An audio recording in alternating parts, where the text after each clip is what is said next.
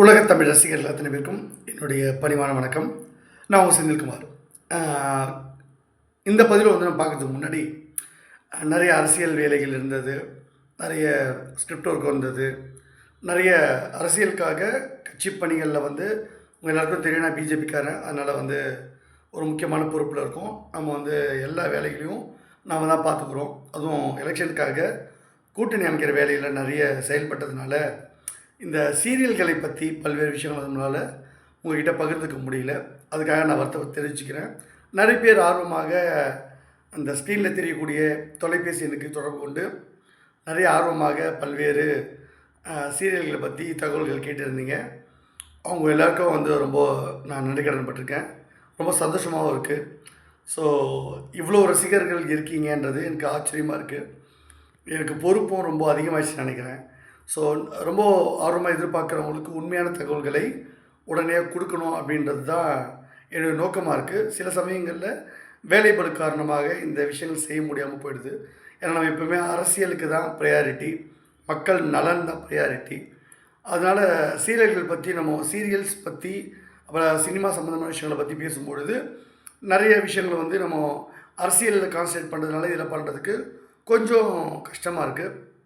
இருந்தாலும் நான் அதுக்கு நேரம் ஒதுக்கி நான் வந்து உங்களுக்காக நான் சொல்கிறேன். ஏன்னா நிறைய நமக்கு டைம் இல்லாததுனால சீரியல்ஸ் பார்க்குறதோ சினிமா பார்க்குறதோ நமக்கு டைம் கிடையாது. அரசியல் பண்ணுறதுக்கே டைம் இருக்குது. நிறைய கடிதங்கள் எழுதணும், நிறைய பேரை பார்க்கணும், அப்பாயின்மெண்ட்ஸ் இருக்குது, நிறைய விஷயங்கள் இருக்குது எலெக்ஷனுக்காக. அதனால் வந்து சில நாட்கள் வந்து வீடியோ போட முடியல. அதுக்காக நிறைய பேர் வருத்தப்பட்டிருப்பீங்க. ஸோ அவங்க எல்லாருக்கும் வந்து என்னுடைய நன்றியை தெரிவிச்சுக்கிறேன். உங்கள் மேலே எனக்கு என் மேலே அந்தளவுக்கு நீங்கள் பாசம் வச்சுருக்கீங்க. அதனால தான் ஃபோன் போட்டுலாம் நிறைய கேட்டிருக்கீங்க.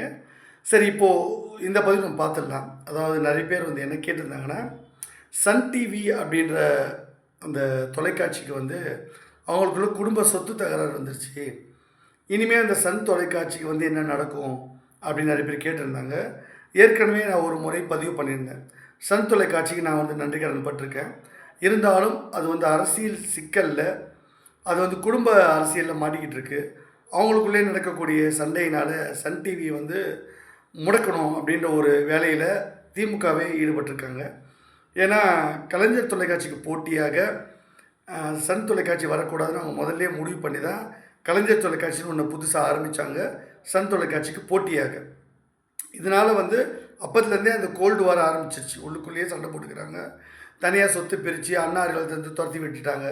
சன் தொலைக்காட்சி நிறுவனத்தை அந்த பத்திரிகைலாம் எரித்தாங்க. இதன் மூலமாக சன் தொலைக்காட்சிக்கு மிகப்பெரிய நெருக்கடியை திமுக குடும்பம் கொடுத்தாங்க. இப்போ மறுபடியும் அழகிரி அவர்கள் வந்து அவர்களை பார்த்து ஸ்டாலின் அவர்கள் அண்மையில் சில விஷயங்கள்லாம் பேசியிருந்தாங்க.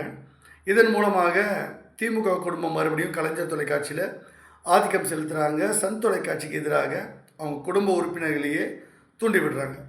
இதன் மூலமாக அந்த சொத்து பிரச்சனை வருது, வருமானம் பிரச்சனை வருது.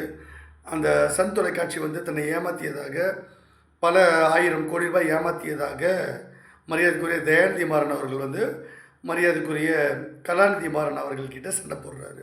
அதுக்காக வழக்கறிஞர் நோட்டீஸ் அனுப்பியிருந்தாங்க. லீகல் ஃபைட்டு ஆரம்பமாயிடுச்சு. இதன் மூலமாக சன் டிவிக்கு அந்த பங்குகள் குறைய ஆரம்பிக்கும். அந்த சன் டிவியை முடக்கணும் அப்படின்ற ஒரு எண்ணத்தில் திமுகவே செயல்படுறாங்க. அதனால் இனிமேல் பல சீரியல்களை வந்து சன் டிவி எடுப்பாங்களா, சன் டிவி நடத்த முடியுமா, இல்லை அதை இழுத்து மூடிடுவாங்களா அப்படின்றத நம்ம பொறுத்திருந்து பார்க்கணும். ஏற்கனவே நான் உங்களுக்கு இதை பற்றி கொடுத்துருந்தேன், இந்த மாதிரி நடக்க போகுது அப்படின்னு. அது இப்போ அந்த கோல்டு வார் வெளிப்படையாக ஸ்டார்ட் ஆகிடுச்சு. அது விரைவில் வந்து ஓரிரு வாரங்களில் சன் தொலைக்காட்சி நிலைமை என்ன, அவங்களுக்குள்ளே சுமூகமாக பேசி முடிப்பாங்களா, இல்லை இந்த சண்டை பெருசாக போயிட்டு சன் டிவியை மூடிடுவாங்களான்றதை பொறுத்திருந்து பார்க்கலாம். இந்த பதிவு உங்களுக்கு பிடிச்சிருந்தா லைக் பண்ணுங்கள், ஷேர் பண்ணுங்கள், சப்ஸ்கிரைப் பண்ணுங்கள். தேங்க்யூ. ஜெய் ஹிந்த்.